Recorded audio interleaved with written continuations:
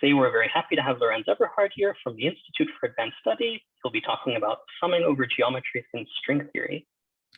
Take it away. Thank you very much for the invitation. It's nice to be virtually with you, at least. Yeah, so today I will talk about two papers I wrote over the last year or so.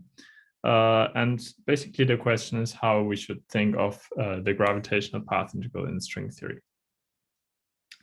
So let's start by reviewing some basic aspects of the gravitational path integral. And before I begin, let me say that I don't have very many slides. So I mean, on purpose. So if you want to interrupt me, please ask as many questions as possible and feel free to make this sort of interactive. Okay, so let's start with something that hopefully everyone has seen before. So the Euclidean gravitational path integral includes a priori a sum over all the possible geometries. So we want to integrate over all possible metrics. So a very famous example where this was done recently is JT gravity, where we have this is a two-dimensional gravity theory, and we can think of as it having a one-dimensional boundary. So for instance, a very basic thing we want to compute is in the boundary. So in this holographic theory, if we want to compute on the boundary circle, then we want to compute the partition function of this. In the gravity theory, we are instructed to fill this in all possible ways. So the simplest one is the disk we can fill in, and then we can make also more complicated geometries that have higher genus. So we can make like a genus 1 disk and so on. And one important thing that I want to emphasize here is that in JT gravity, only the disk is actually a saddle. So only for the disk we do what we usually do in QFT, that we have a saddle and expand around that saddle. So that will be the dominant contribution. But nonetheless, also the non-saddle. So there's no saddle in this topology class, but still this gives a non-zero contribution to the path integral. And what was realized is that you should sum all of those up to get a sensible answer. And so now one interesting thing that you can do that was discussed a lot during the last 2 years or so was that you can repeat the same thing with just two boundaries. So let's just take two disconnected boundaries, both as circles. And again, if we want to compute the gravitational path integral with these boundary conditions, we need to sum over all possible topologies. So we can, of course, just take disconnected topologies. And the simplest one is two disks. We could also have a disk and like a handle geometry like this and combine them in every possible way. Or we could also have these connected geometries. These are like connecting the two disks like a cylinder. And these are like wormholes. So they're not wormholes in the sense we think of in science fiction, because they're wormholes in space-time, not in space. So they're Euclidean wormholes. And again, we should sum all of those up. And it's very important to include all possible geometries, not just those you like for a particular problem. And you need to include them all to get a number of phenomena right. And that was very successful in the last 2 years. So for instance, it's very important that if you do the replica wormhole calculations, you can reproduce the page curve of Hawking radiation with that. Or also to get the ramp in the spectral form factor, you need to include these wormhole contributions. And another instance where you see them is in this, or that's rather consequence maybe, is this ensemble ADS-CFT duality. So we just saw that if you compute the partition function on two circles, there are these wormhole contributions. And so it's manifestly not the same as computing the partition function on one circle and squaring in the end. And that's, of course, a relation that with equal sign should hold true in any CFT. So that means there cannot be a single CFT that is dual to this gravity theory. And rather, it's an ensemble of CFTs. And it gives rise to this random matrix model. Yeah, so that was the main conclusion of this Sachenka-Stanford paper. Okay, so I hope you more or less all saw something like that in the last couple of talks you've heard. All right, so now what I really want to talk about is how things like that should work in string theory.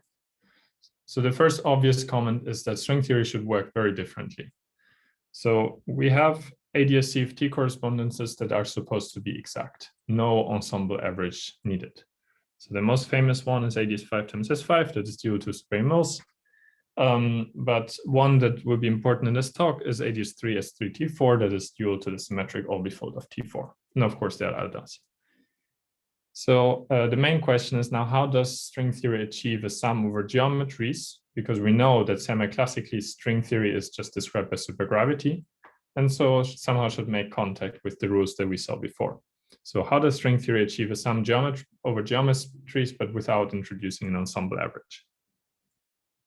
So to answer this, we should first agree on how we should even compute the string path integral. And that's essentially where all the, I think, where all the interesting physics hides, because it's not so clear and we rarely talk about it.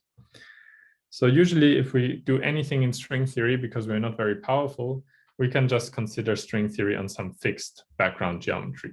And then we consider small fluctuations about this geometry, and that's described by string perturbation theory. So now what we really want to compute in ADS CFT is we want to compute the string partition function, not on some fixed bulk geometry, but we want to also vary the whole background geometry.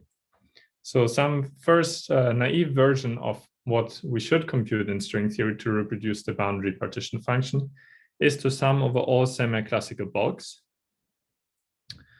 And on this semi-classical bulks, we should include also the small fluctuations. So these are like one loop determinants, if you want, and high loop, of course. So, and then the usual string path integral on one fixed background looks like this. So you have an exponential. The exponential just generates all disconnected world sheets. And then here you're summing over all the world sheets and over all the possible genera. So then there's a string coupling. And then you have the world sheet path integral that I schematically wrote like this. So you have some integrals over some fields. These are like the embedding coordinates in space-time and fermions and ghosts and so on. And you have some particular action on this. So this is the string path integral on one fixed background geometry. Then, at least naively, we should sum over all the background geometries. And on top of this, if we don't have enough troubles yet, we can also try to include some d-instantons or something like that. Okay, but let's, I won't talk about these today. So there are a couple of problems with this.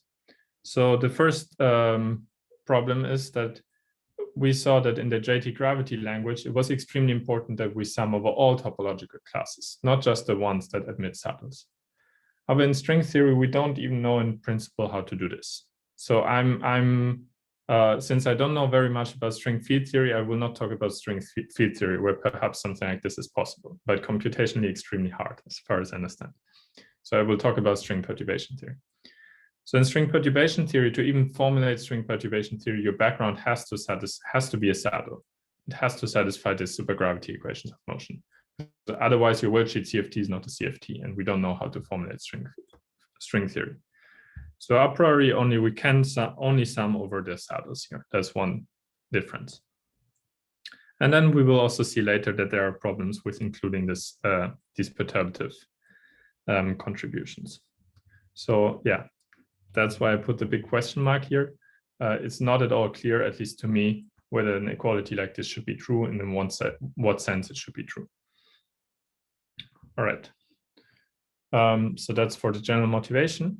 Now I want to focus on one particular model. And this model I've studied a lot with my collaborators in the last couple of years. And it's a very, very controllable model. There are some drawbacks I will come to, but the main upside is that we can compute essentially everything we want to compute. And we can explore these questions in very great detail. So the model is string theory in ADS 3 times S3 times T4. But it's not just some generic ADS 3 S3 T4, but you support it with exactly one unit of an S&S background flux. And that's very strange, because usually you should think of ADS 3 times S3 times T4 as being some supergravity background, which is supported by 1 million units of some flux or something, so that you have some very large semi-classical geometry. Here instead, you have just one unit of NS flux, which means that your geometry is very stringy. It's very, very small. And in particular, the radius of ADS will be of order of the string length. So it's an extremely stringy background. So we sort of overshoot in our targets to say something about string theory. We say something about very, very stringy regime. It would be very hard to connect this back to semi-classical intuition from gravity. So it's sort of at the opposite spectrum of what you usually hear, what I will tell you today. And so this theory is nice because it was realized that this is exactly the dual description of the symmetric product orbifold CFT. So the symmetric product orbifold CFT is essentially a free CFT. It's the sigma model on n copies of the 4 torus that is quotient out by the symmetric group that permutes them. So that's the dual of ADS 3 times S3 times T4 that was long known. And the only upgrade here is that you precisely match where in moduli space. So both have a conformal manifold on both sides, and you match where in moduli space those agree. And it turns out that you have a very stringy dual CFT. All right. Yeah, so I will use this model. And here I wrote it with ADS 3 times S3 times T4. But what I want to do in the following slides is to consider this also on other backgrounds, like some not ADS 3, but for instance, some wormhole geometries and so on. Okay, I should also explain there's one parameter here in the problem, which is n, and it seemingly doesn't appear in the string theory, but it does. So n is the number of fundamental strings in the background. So we have one NS 5 brane, and you have n fundamental strings. You can think of this as being the near horizon limit of the NS5 fundamental string system. So usually we talk about the D1, D5 system, and this one's the S-dual picture. Okay, yeah, so related to what I said before is that the string is essentially tensionless. So it's a deeply stringy regime, and the string excitations are very light. So it costs you very little energy to excite the string. It's not like, yeah, a lot of energy as we used to. And in particular, they're so light that they're even massless higher spin fields in the spectrum.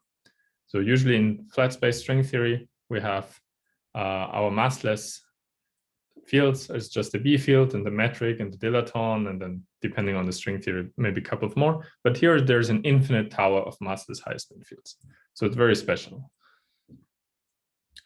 And also related to this, the generic string state looks something like this. So here I drew the T to 0 surface in ADS 3. So that's just like a hyperbolic disk.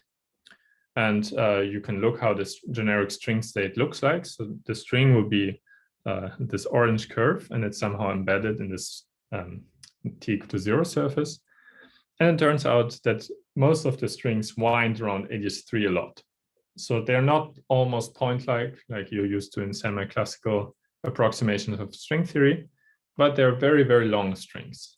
So as I advertised before, ADS 3 is as big as the string length, and correspondingly, the string will be as big as ADS 3. And so even though it's not completely obvious, there is actually a well-defined winding number of this string. So the string in this picture winds roughly twice around ADS 3. This doesn't seem to be a well-defined concept because you can just contract them and have no winding number, but it turns out that this will be a well-defined sort of quantum number in the quantum theory. Okay, so essentially because here the distance becomes very large and they wind around asymptotically around ADS 3. Okay.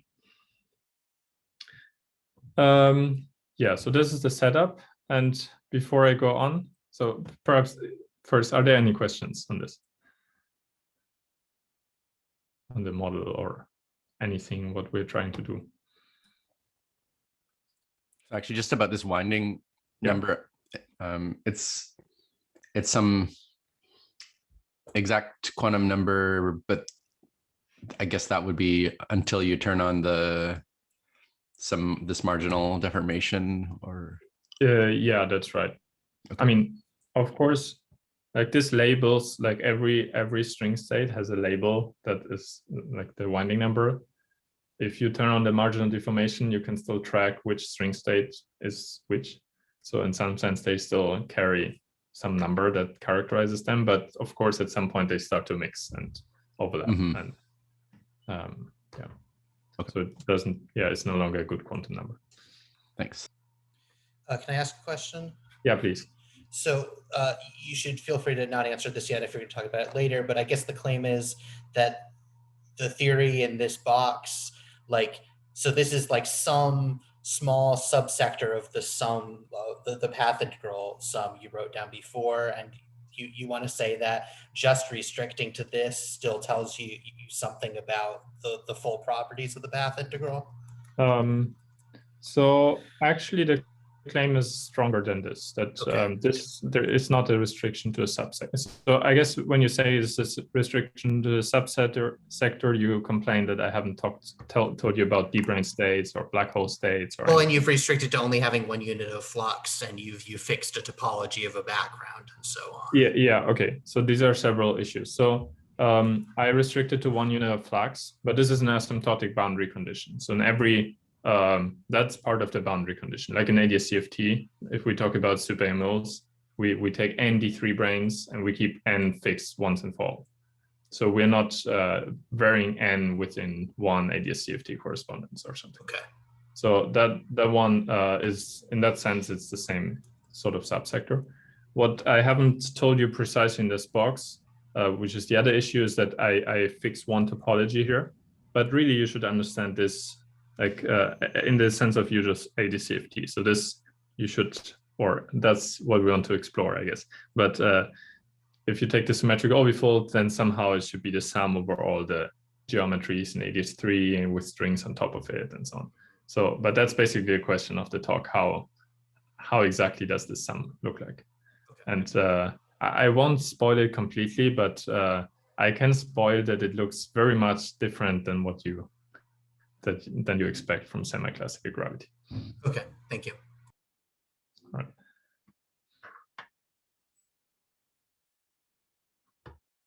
Okay, other questions? Right, then let's go on. Yeah, so before I go on, there is also one more very important issue that I should address. So I was talking about these winding states, and in particular, the graviton is also such a winding state.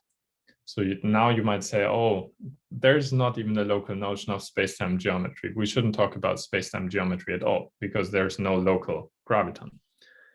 So I think you would be right with this, but there is still a notion about a notion you can take to talk about background geometry. Namely, usually if you have some sigma model, so that's defined on some background geometry, and it specifies your worldsheet CFD. So you have a worldsheet theory that is sort of induced from a background geometry. And the worldsheet theory remains well-defined, no matter whether the graviton is non-local or anything. So this is still a well-defined concept to talk about worldsheet theories, even in the stringy regime.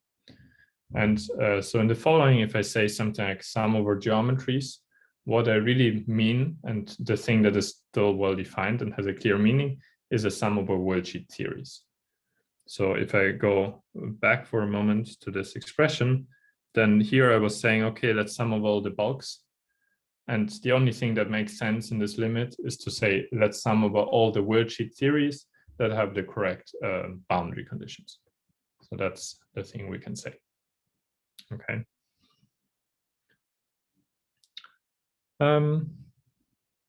Good. So now, before going on, we should talk about which bulk geometries or bulk worldsheet theories we can even have. So, and in principle, so here I'm restricting to a subclass, and it will turn out to be sufficient. But we can consider the string theory on any background geometry of the form M3 times S3 times T4, where M3 is any hyperbolic 3 manifold. And hyperbolic 3 manifold is just a fancy word for locally Euclidean ADS3. So because in ADS3, it's locally a hyperbolic space, and any hyperbolic space is actually, it's the same as ADS3 locally. And as such, it can be also written as the unique hyperbolic space that is simply connected mod some subgroup, where you divide out some discrete subgroup of SL2C that acts on the hyperbolic space. So one thing I've done here is to go to Euclidean ADS3 because we want to do Euclidean path integrals in space-time. So we want to think of a space-time Euclidean path integral that's defined on the from the worldsheet perspective. This means we have to do a Wick rotation in field space, which, yeah. So that's why I'm talking here about Euclidean AGS3. So basically, it's kind of simple. The sum over 3 manifolds is just the sum over possible discrete subgroups of SL2C. And a priori, I was saying I restrict to this class. I could also mess with the S3 and the T4 and warp them in some ways and so on, but I don't want to do this because it just gets unnecessarily complicated, and I think it doesn't like really modify the discussion in the following. Okay. So let's, for illustration, let's look at 2 simple examples, and you don't need to know any more examples than those. So the simplest case is if you take this group gamma to be Z. So that means that the fundamental group of the resulting 3 manifold will be Z. In this case, this M3 is unique, and so the unique hyperbolic 3 manifold with this group is the solid torus. And the solid torus, you probably all know, is nothing else than thermal ADS3. So if you have thermal ADS3, it looks like this as a topology.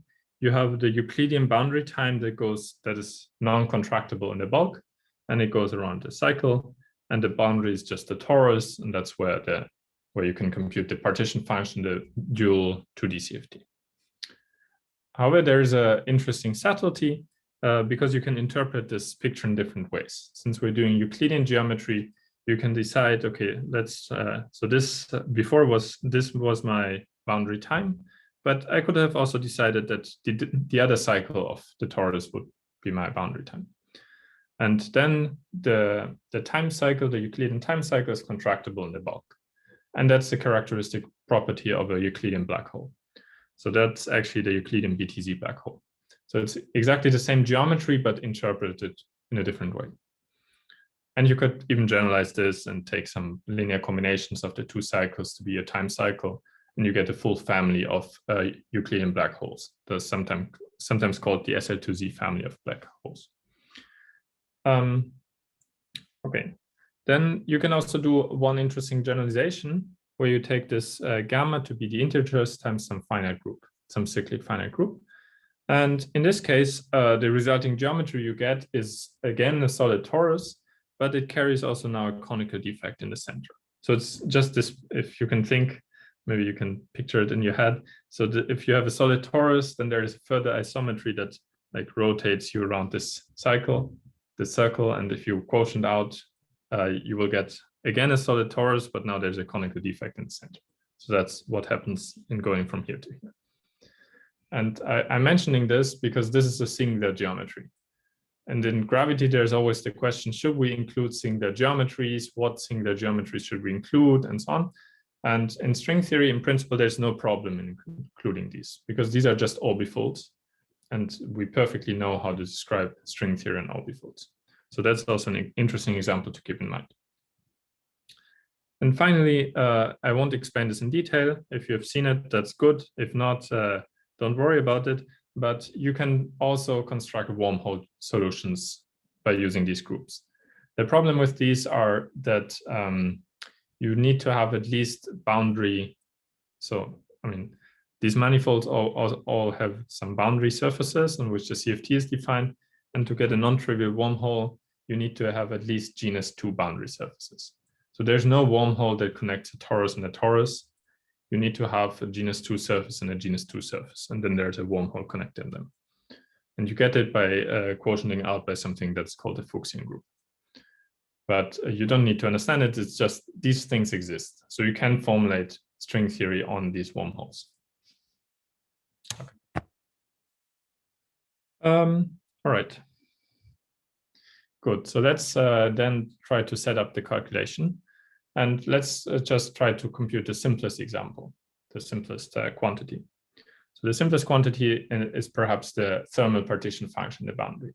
So we want to compute the torus partition function of the dual CFT and somehow reproduce it from the bulk.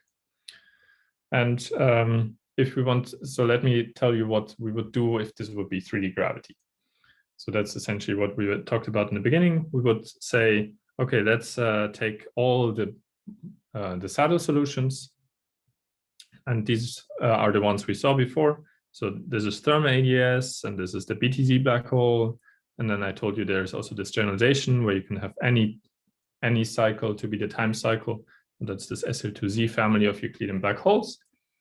And basically, this part is a classic calculation by Maloney and Witten. They computed the sum over all these geometries, included the one loop determinant, and got some result for 3D gravity. And there are some problems with this result. And so recently there have been lots of suggestions how to cure this. So one suggestion is, for instance, to also include the conical defect geometries that we saw in the previous slide. And they seem to cure some of these problems. And a different proposal, or maybe both proposals, we should follow both proposals, I don't know, is to also include the non-saddle geometries. And they would also modify this answer in some way. Anyway, that's what we would do in 3D gravity. And in string theory, we want to do something similar. And what we can do is to at least compute the string partition function, all these bulk backgrounds, and also this one, the singular one, and sum them up and try to see what we get. For the non-saddle geometries, as I said before, we can't do that, unfortunately. Right.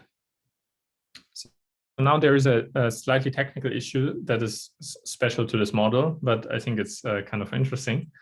One thing is that we had this parameter n in the correspondence, and n was the number of fundamental strings in ADS3.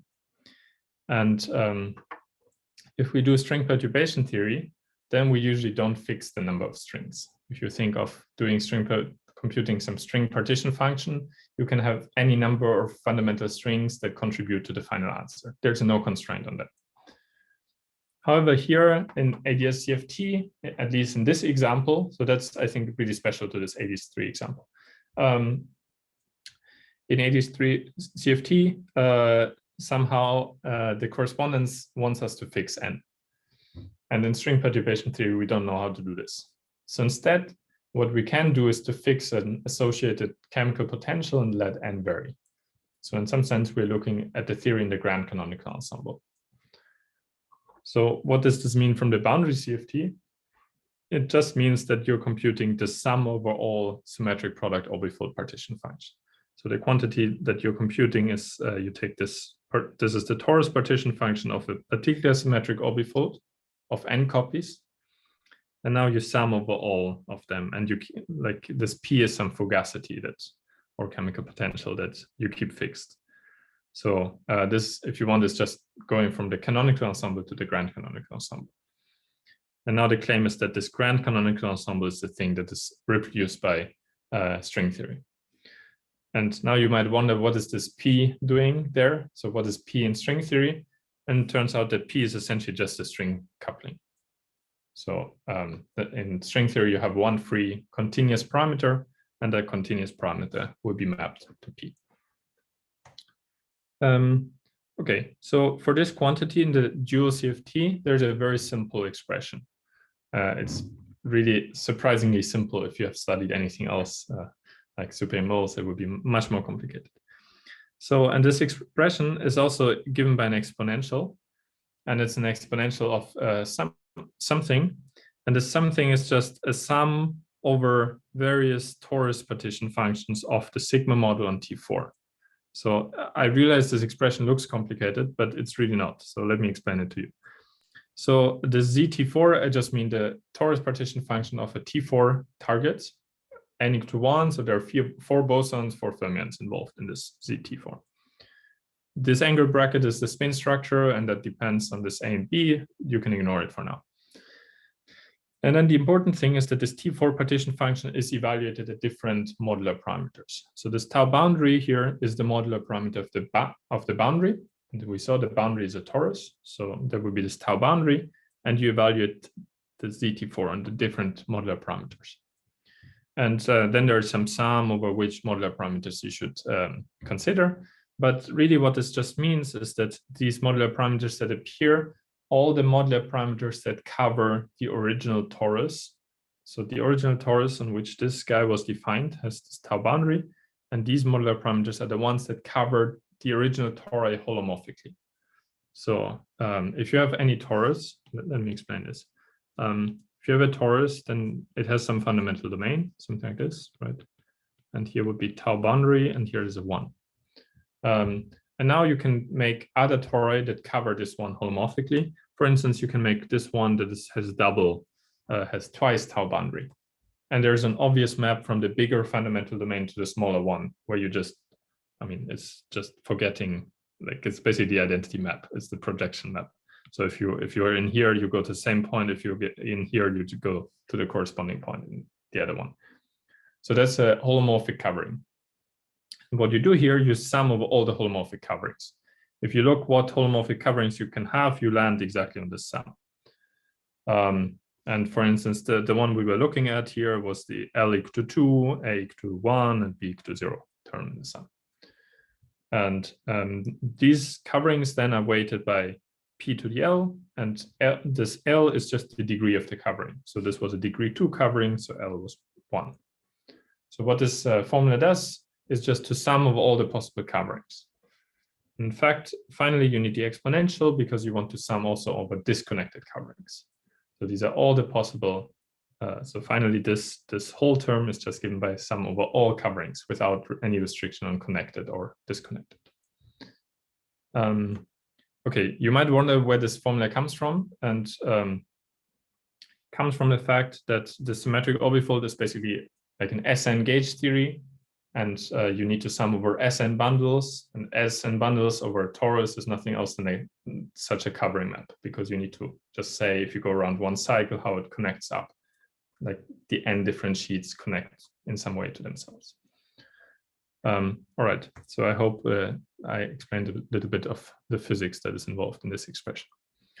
So, and the reason I'm explaining this is that the essential idea of this whole correspondence is that the sum over covering maps that appears here, you should really understand the covering map as the worldsheet.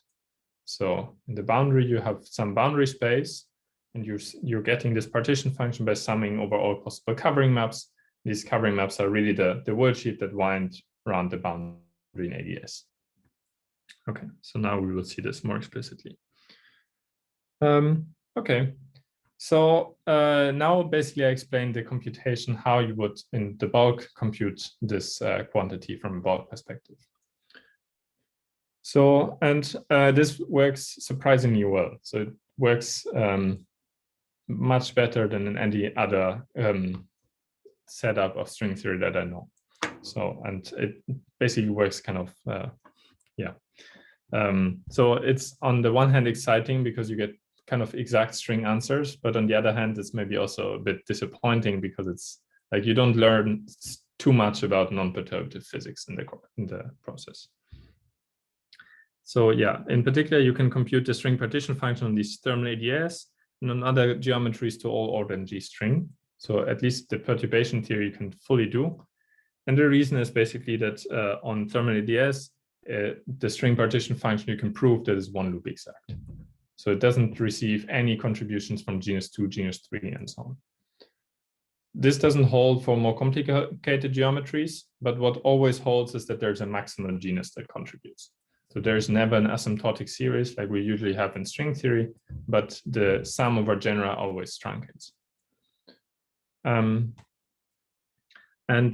how you do this computation is basically that you know the theory that describes global ADS3, and you know now that the theory that describes thermal ADS3 will be a Z orbifold of the worldsheet theory that describes global ADS3.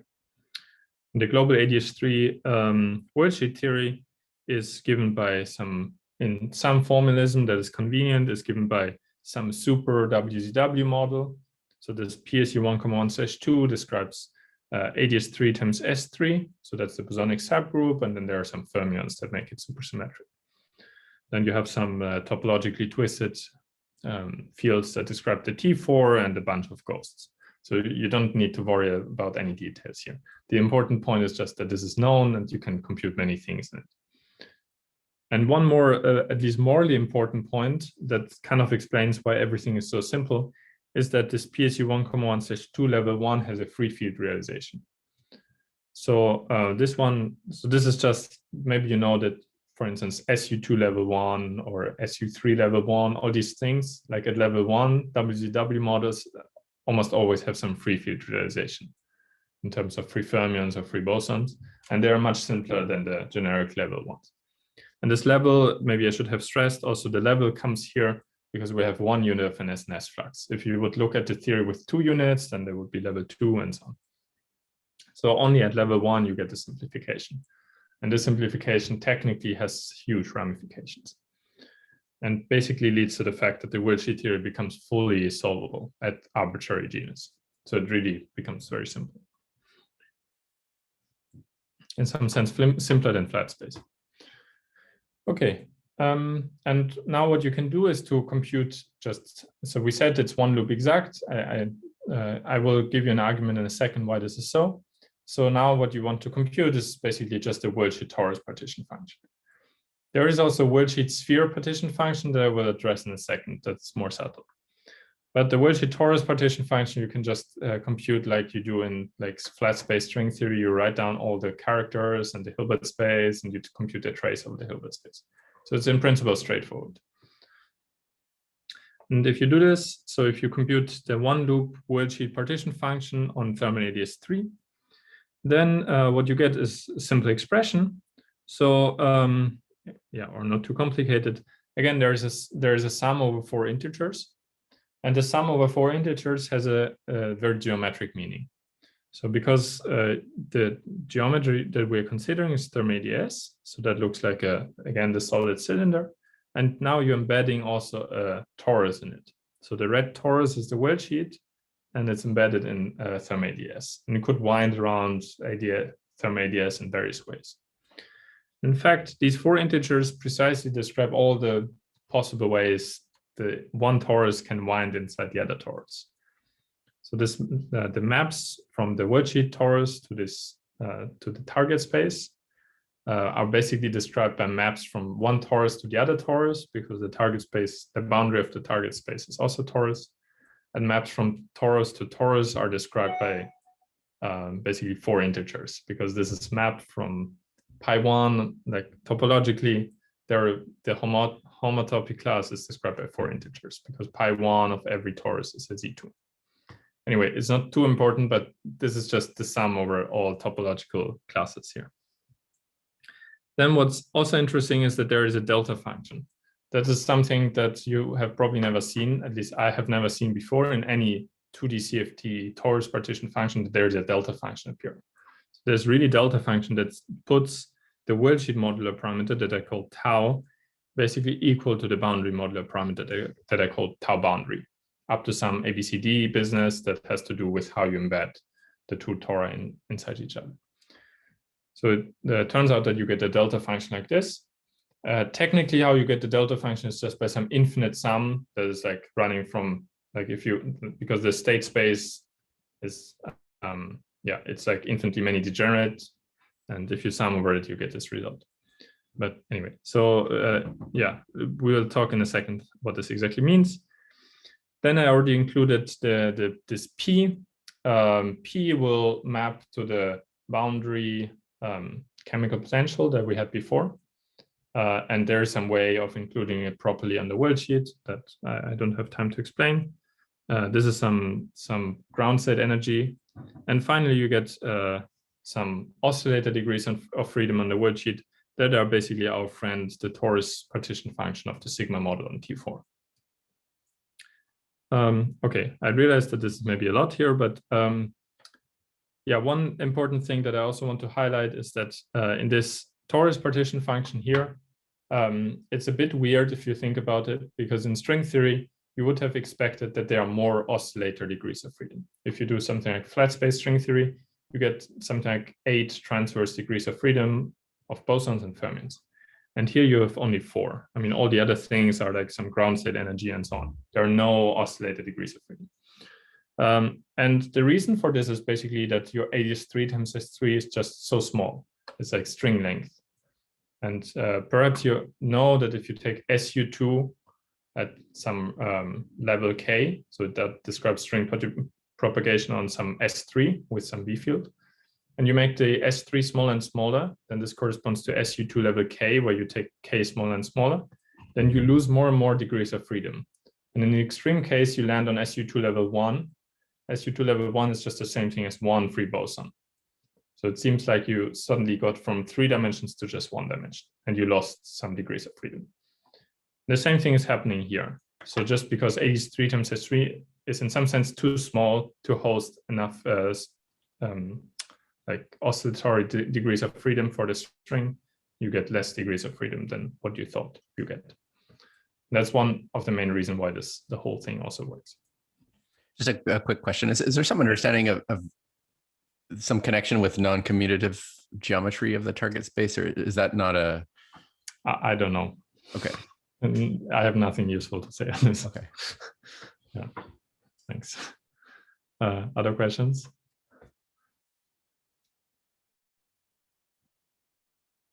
Right. All right. So yeah, we are soon arriving at the punchline, I promise. So one more thing I want to talk about is this localization thing. So you saw that the worldsheet partition function has a delta function. And another way of saying this is that it localizes in the moduli space of Riemann surfaces. It's only non-zero at some very particular points in the moduli space of Riemann surfaces of genus 1. And these particular points are those for which tau boundary and tau worldsheet have this relation where A, B, C, D are integers. This relation has a very geometric meaning. It means exactly that whenever this relation is satisfied, then there exists a holomorphic covering of the worldsheet torus to the boundary torus. And the degree of this covering is the determinant of ABCD.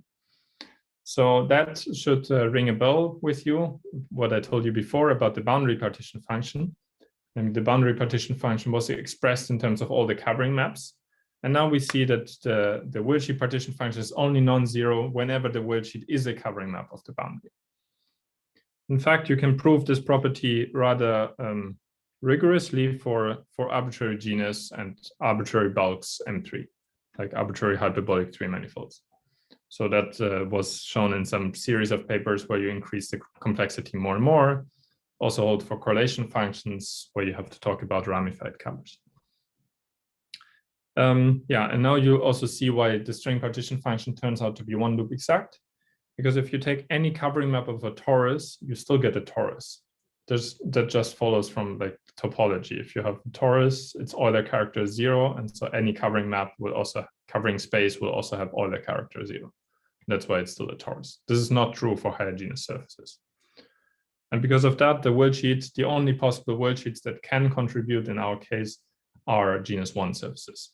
And that's why the string partition function turns out to be one loop exact on thermal ADS. And now this localization property will imply you that if you take the integral over the modular space of Riemann surfaces that you have to compute in string theory, then like usually this is a super difficult problem to do in flat space string theory, but here it just reduces to a finite sum because you get finitely many points in the modular space, or discretely many points, I should say, in modular space where the partition function is non-zero. And so you get basically this integral becomes a sum over covering spaces. And that's how you can go from the worldsheet CFT to the boundary CFT. Because in the boundary CFT, you saw that the formula that I showed you before was precisely a sum over all these covering spaces.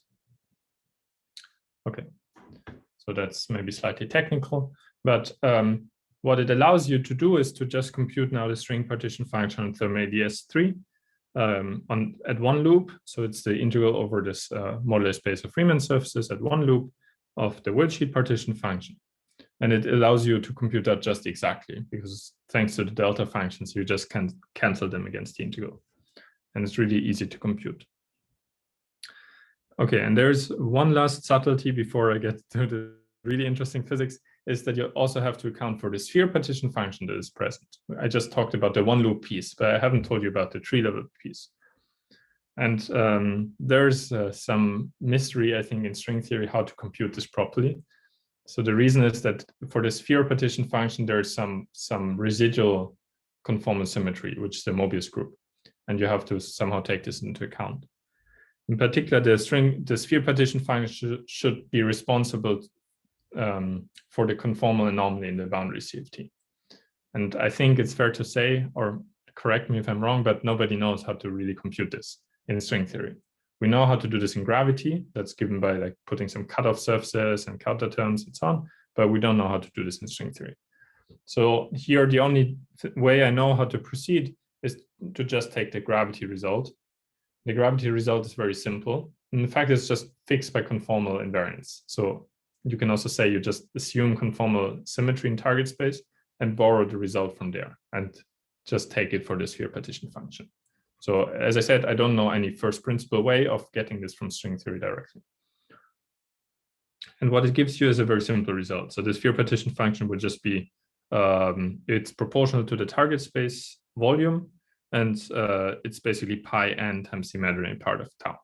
So that if you exponentiate it, it should, I mean, what this just gives you in the boundary is this q to the c over 24, q bar to the c over 24 in the boundary. Sorry, with a minus n. So this is the sphere partition function from a boundary CFT perspective. And if you exponentiate that, that's exactly what you get.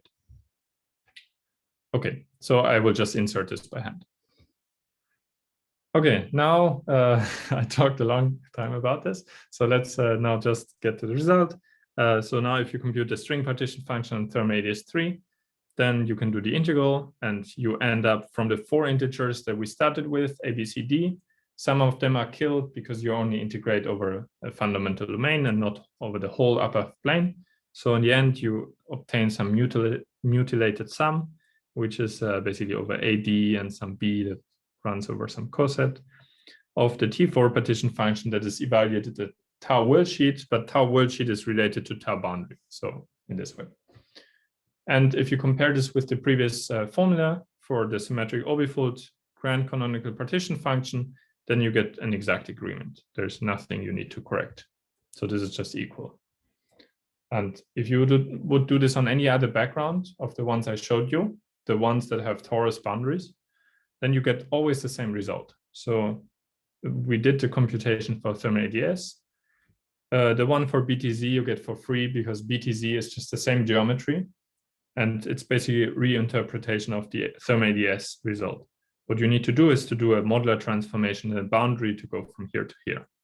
However, you already saw that thermal ADS matches with symmetric orbifold.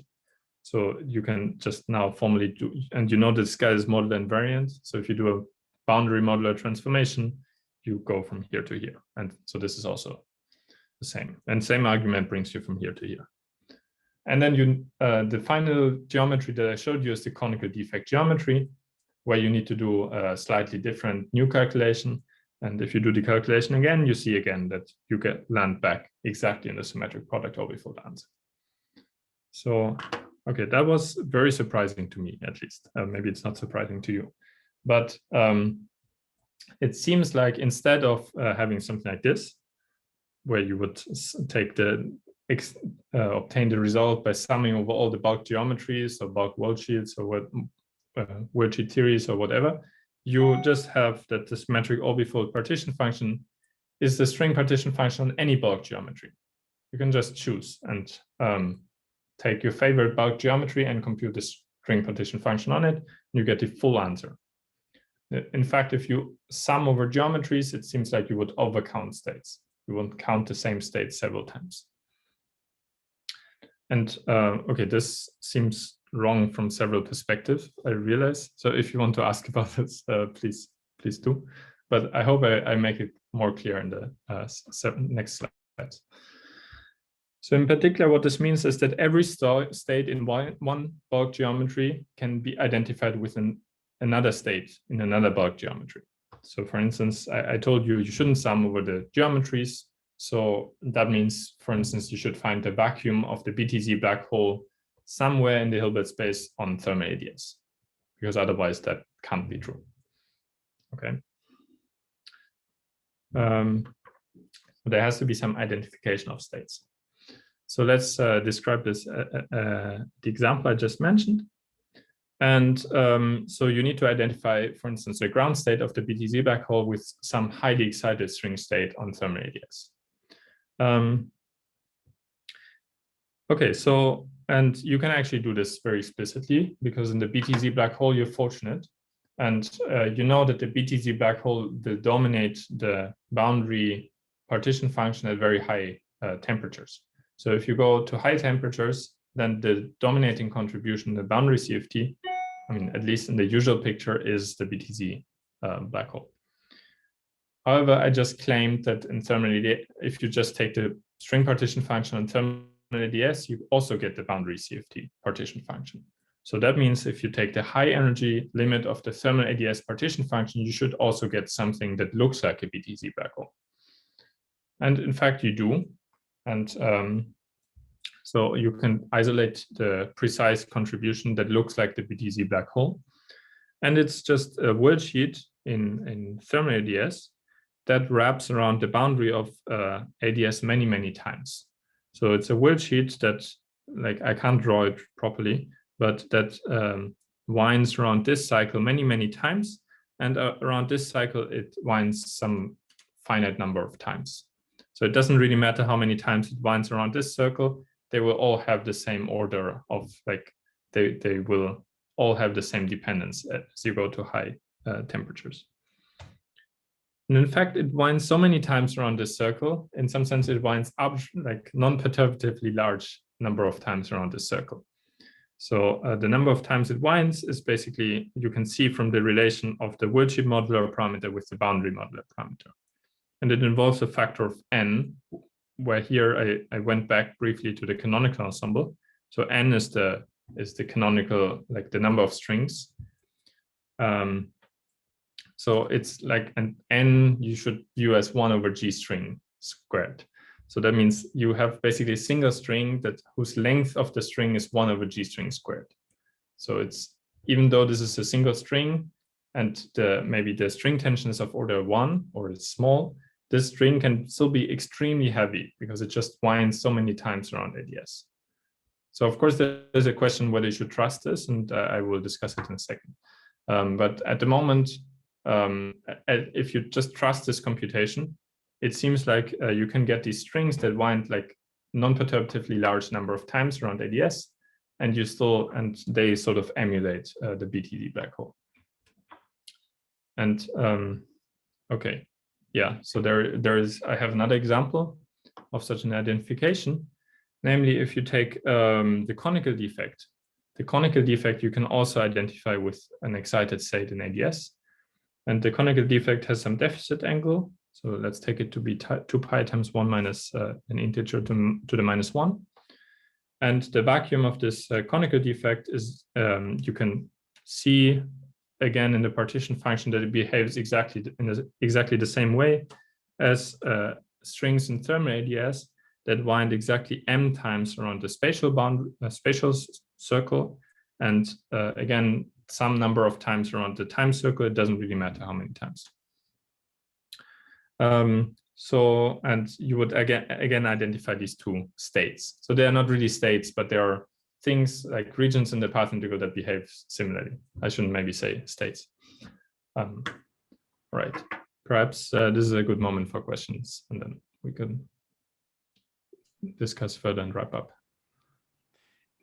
Do you think, is it possible to actually come up with a precise correspondence between these configurations with two different backgrounds? Or you're giving some examples here, but I'm wondering if you can really see configuration by configuration. So the main trouble with this, the main trouble with this is, I think that first of all, there's no good way of identifying these different states. Like in some examples, I know how to do this because, for instance, in the BTZ black hole, they dominate at high temperature. So you can just look at what dominates at high temperature and that you identify. But you can't really, or I don't know how, like you would precisely say this state is behaves in the same way as this state in the other picture and so on. So I don't know like any canonical way of relating them. I mean, I guess you could ask it, is that even something we should expect? I mean, the answers are the same. Well, yeah, I would more. Yeah, also here, it's more like so I wrote it as one state, but it's really a lie because it can wind several times around. Like there are different ways of getting this. Like I don't think that it's a single state yet you should identify with a semi-classical geometry, but it's rather like a condensate of different states and small fluctuations around it. So I think, for instance, if you consider this state with like one oscillator on top of it, like in the grand scheme of things, it still behaves the same way. So like it's more like a condensate around these configurations that gives this emergent semi-classical behavior. But okay. Yeah, I think it's too much probably to ask that like state by state, but I'm not sure. Yeah, I guess it seems interesting to understand if, I guess it seems likely that maybe it's not really a state by state thing, but maybe it's interesting to actually, if there's any more detailed way to understand how one thing agrees with the other thing, then that could maybe teach us something. Yeah, at the moment it's just partition functions and they agree, and you can try to interpret.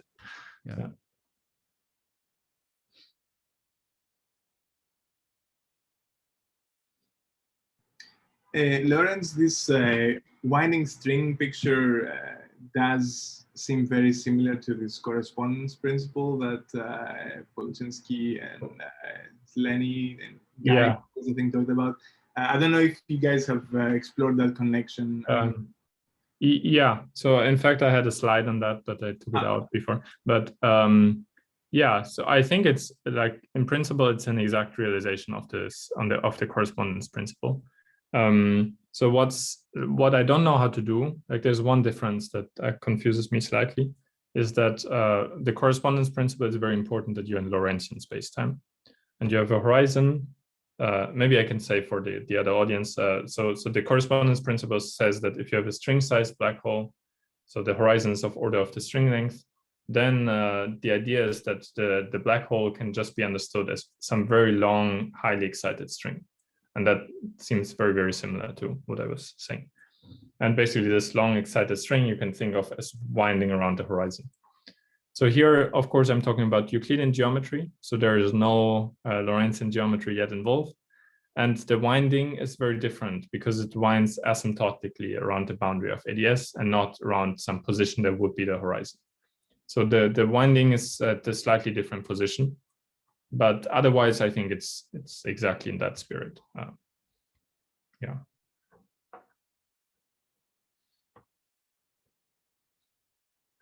All right. Okay. Yeah. One more thing I wanted to say about this is you might also complain, or by now maybe no longer, about the Harking Page transition. Because usually we learn that in gravity, we should sum over the geometries, and then there's one geometry that dominates at low temperatures and one that dominates at high temperatures. And at some point they interchange and that leads to a phase transition. And in this case, it doesn't seem like there would be a Harking Page transition because there's just one geometry. But now the Harking Page transition comes from different dominating world sheet configurations in one and the same background. For instance, you can view it in thermal ADS, and you have some world sheets in thermal ADS, and depending on whether your temperature is low or high, they have to wind some very high number of times either in the spatial circle or in the time circle. And basically there is some exchange of dominance in those. You can view the same picture also in BTZ. It's up to you. Or you can also describe parts of it in some BTZ and parts in ADS, thermal ADS language.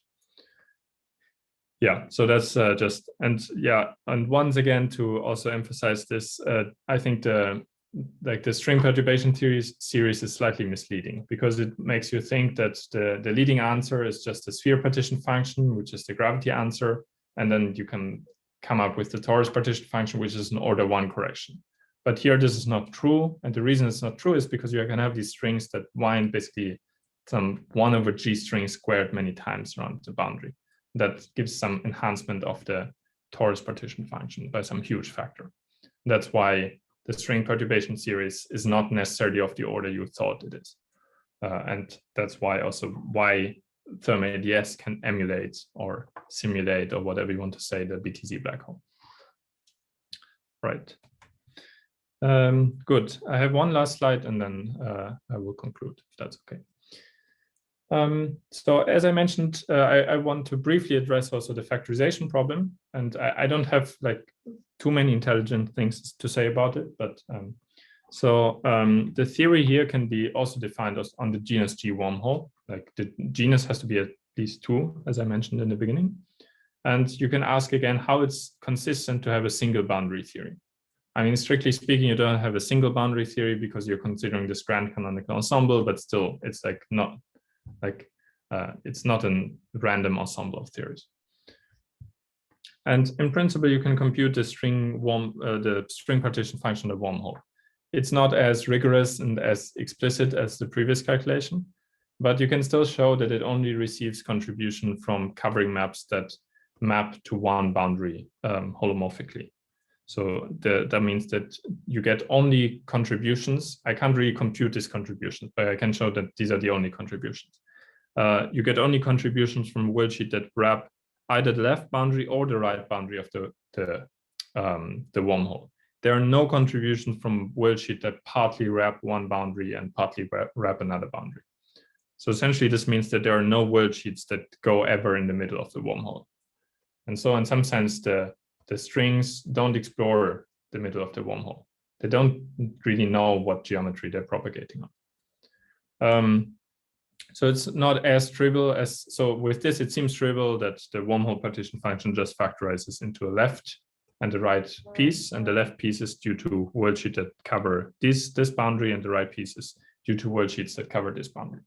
It's not as trivial as I make it seem here, because there's, for instance, the sphere partition function, and the sphere partition function does know that we're living in the wormhole because it computes, it's just the gravity piece of the answer.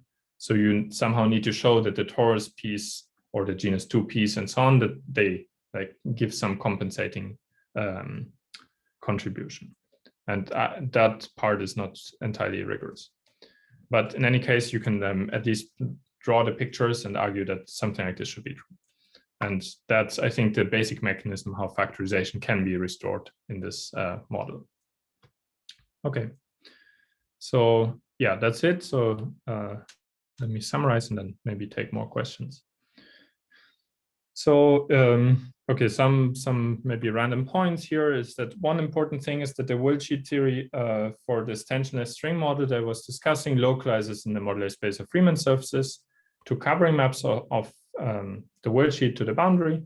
And then you could identify these covering maps directly in the boundary CFT. And that basically makes it manifest the correspondence between the worldsheet CFT and the boundary CFT.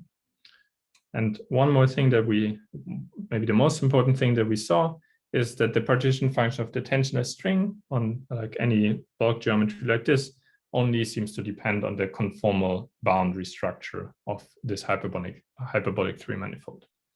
So it was independent whether you take thermal IAS or BTZ black hole because they have the same conformal boundary. So I generalized slightly here, and I basically, so this is the proper generalization to higher genus boundaries and wormholes and so on. And that basically leads to the conclusion that you shouldn't need a sum over geometries. And also one application of this is that you don't have a factorization problem because, yeah, like worldsheets either cover the left boundary or the right boundary, but nothing in between. So some parts of this are still conjectural, but yeah. Sorry, was there a question? Yeah.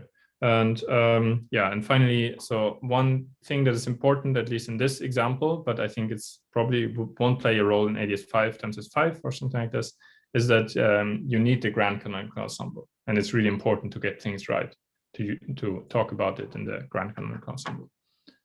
Okay, yeah, so these are maybe just 3 points you could take away from this talk. All right, that's it from me. Thank you very much.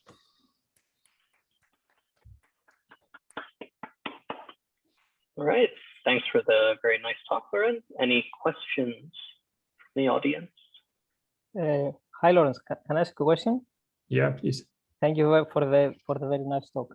So, based on your last point, okay, in ABJM, for example, people have studied the partition function in the grand canonical ensemble, right? Like Yeah. Marinho Putrov. Yeah. So that could also be another setup where you could essentially there you can also compute things exactly, right, at the non-perturbative level. Yeah. Do you have any comments? Have you thought about this? Well, I can make one comment about like the intuition. I think why in some case you need a grand canonical ensemble, in some case you need a canonical one. So I think basically the answer or the intuition to this is that whenever your fundamental objects in the theory are the same ones that create the background, you need the grand canonical ensemble. And this is the case here because you're creating the background using fundamental strings, but you're also considering fundamental strings on top of the background. So then there's no natural reason that you should look at some canonical ensemble, because by considering fundamental strings on top of the background, you're changing the number of fundamental strings in the background. The same thing is true in ABGM, because you're creating the background using M2 branes, and then you're also considering like scattering of M2 branes on top of the background. And that's why there also the grand canonical ensemble is natural, I think. Whereas for instance, in ADS 5 times S5, it wouldn't. So that's one comment I can make. I can't really make any technical comments about ABGM because I'm not very familiar with it. But yeah, I mean, it seems like a very fun and interesting problem to try to do something like this for ABGM. I imagine it will be much, much harder because here it's sort of everything is free, but ABGM doesn't really have a free point. So that makes it much harder. But I mean, yeah, if you can do it or someone else can do it, that would be absolutely great.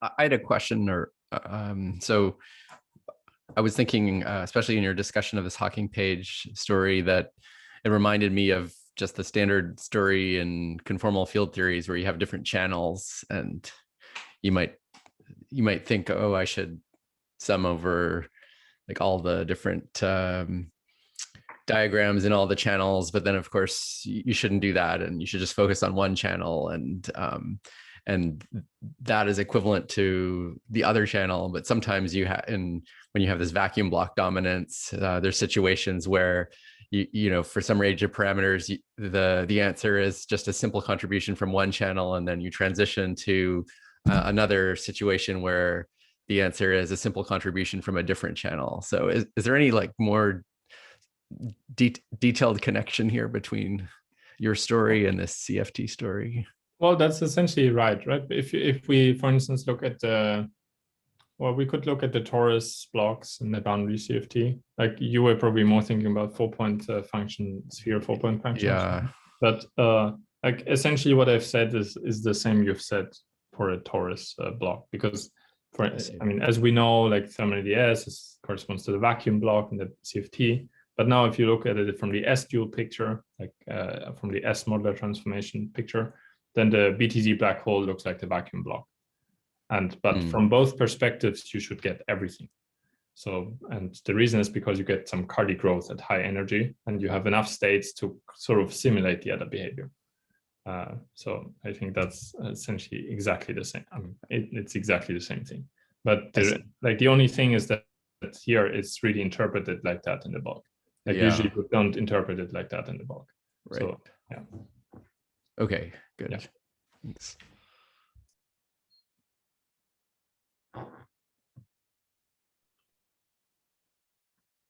Other questions for Lorenz?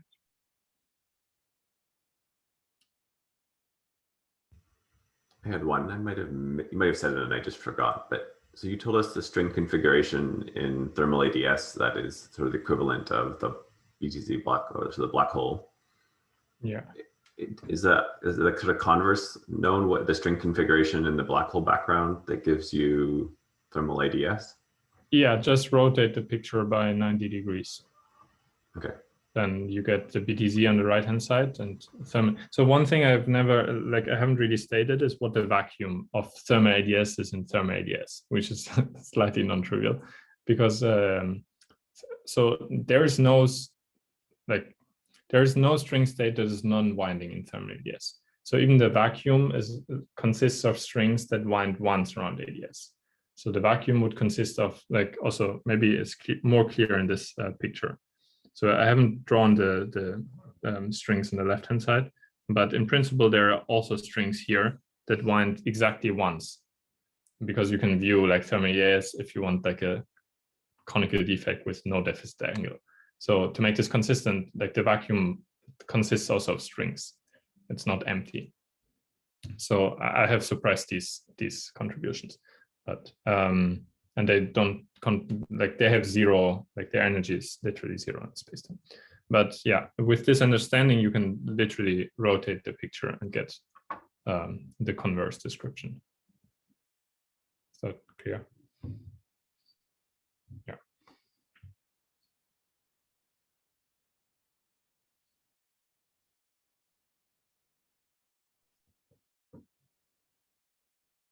Yeah, but it's an interesting problem to maybe maybe one thing I could come back to also is the non-saddle geometries. I haven't said much about it. Like I think since all the other saddles are included somehow by just looking at the solution around one saddle, I tend to think that also the same is true for the non-saddle geometries. So you just get the exact answer, and maybe you can interpret some terms as coming from some non-saddle geometry. But that goes back to Mark's question, how would we, like, I have no good way of identifying them. I couldn't say oh, this one comes from this manifold and this one comes from this manifold. So that is not so easy. Well, usually, I mean, the meaning of the background is more like how a localized probe would look at this particular state, right? So somehow you need to start with your state of interest that you suspect is somehow describing the different background, and somehow poke it with a little localized probe and see whether this is consistent. Yeah, the main problem with this is that there is no localized probe. Like there's literally nothing localized in the theory. So that's why you can't really tell what background is what. Right. So maybe there's no operational meaning to the background, and therefore that's why I think that's also ultimately true. Imagine you're some observer in this stringy universe. You would say yourself you would be a string, and you have no way of telling whether you're in the BTZ background or you're in the thermal ADS background. Right. There's just no way of distinguishing them. And in a sense, this is what your computation also illustrates, right? In the fact that you're just seeing a particular state of your worlds in theory, but you don't really have any distinguishing feature of the background. Like, yeah, it's some sort of like, I mean, it's roughly similar also to T-duality, I think. Like T-duality is something in string theory where two vastly different backgrounds are secretly the same. If you're some string theory person, you would have no way of knowing which one is which. And the same, I think, goes through here. But yeah, but then of course the $1 million prize question is how the semi-classical picture emerges from this. And that I don't really know. Like that, yeah. As I said, this is sort of the other extreme end from what you have been hearing talks on.